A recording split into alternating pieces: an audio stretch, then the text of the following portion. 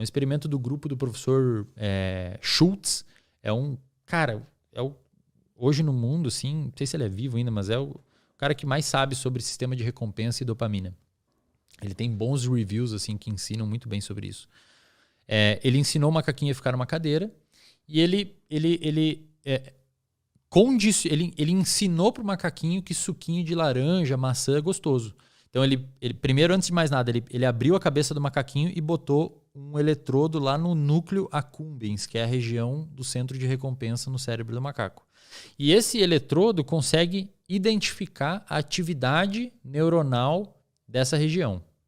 Então, quando essa região aumenta a atividade, o eletrodo consegue detectar, significa que o animal está sentindo prazer. Ou que tem aumento de dopamina. Tá? O que ele viu? Ele pegou o macaquinho, deu um suquinho de laranja, um suquinho de maçã, ele viu que explodiu a quantidade de dopamina no cérebro do animal. O animal sentiu prazer. A dopamina também é sobre prazer, mas mais sobre motivação, porque você consegue sentir prazer sem dopamina. Aí ele ensinou o macaquinho que sempre que acender uma luzinha no teto, ele vai receber o suquinho. E ficou registrando na cabeça do macaco quando que aumentava a dopamina na cabeça do macaquinho. Então, o que ele viu? Ele viu que quando o macaquinho enxergava que acendeu a luzinha no teto, a dopamina aumentava muito no cérebro dele. Quando ele bebia o suco, já não tinha mais dopamina. Entendi. Ou seja, quando o sinal do prazer chegou, a dopamina subiu. Quando ele sentiu o prazer e recebeu a recompensa, já não tinha tanta dopamina. É tipo o iFood. É tipo o iFood, é tipo aquela pessoa que tá assistindo um filme e vê alguém fumando no filme. Cara, quando você vê o gatilho, a sua dopamina explode. E a dopamina faz você pegar o cigarro e fumar. Quando você fuma o cigarro, talvez nem tenha tanta dopamina. Então a dopamina ela é sobre antecipar a recompensa, não sobre a recompensa em si. O que acontece, cara? A dopamina e o sistema dopaminérgico, de uma maneira geral, foi desenvolvida, à luz da nossa evolução, para viver num ambiente onde não tem tanto sinal dopaminérgico, onde não tem tanta disponibilidade de situações hiperdopaminérgicas como hoje. Que fica te estimulando o tempo inteiro. Exato. Então a dopamina, quando você abre um livro de neurociência clássico, você vai ver que o que eles usam para explicar a motivação? Comportamento de beber água, comportamento de comer, de se alimentar e sexo.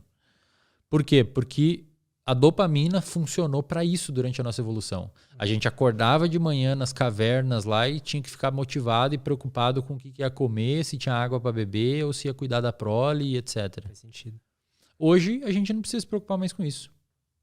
Inclusive, tem alguns pesquisadores que argumentam que a sociedade hoje ela é tão deprimida e tão ansiosa justamente por isso. Porque o nosso sistema ele se desenvolveu para se preocupar com algumas coisas e hoje a gente não precisa se preocupar com tanta coisa.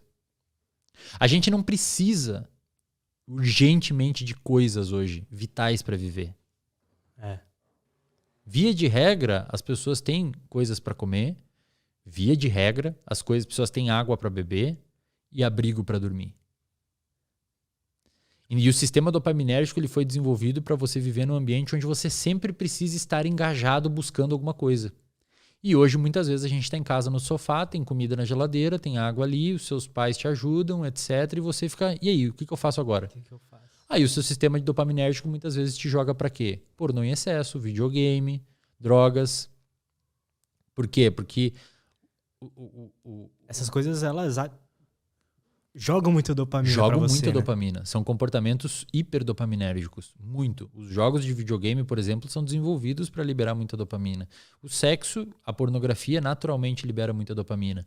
Aí o que eu comecei a estudar, cara? Eu comecei a perceber que, na realidade, quando a gente fala, por exemplo, de um comportamento adicto, de uma pessoa viciada, uma pessoa dependente química, ela é uma pessoa, se você pegar um estudo de ressonância magnética funcional ou PET scan e olhar o cérebro de um usuário de cocaína enquanto você injeta cocaína nele, você vai ver que a ligação da dopamina com o receptor de dopamina é mais baixa que o cérebro de uma pessoa saudável.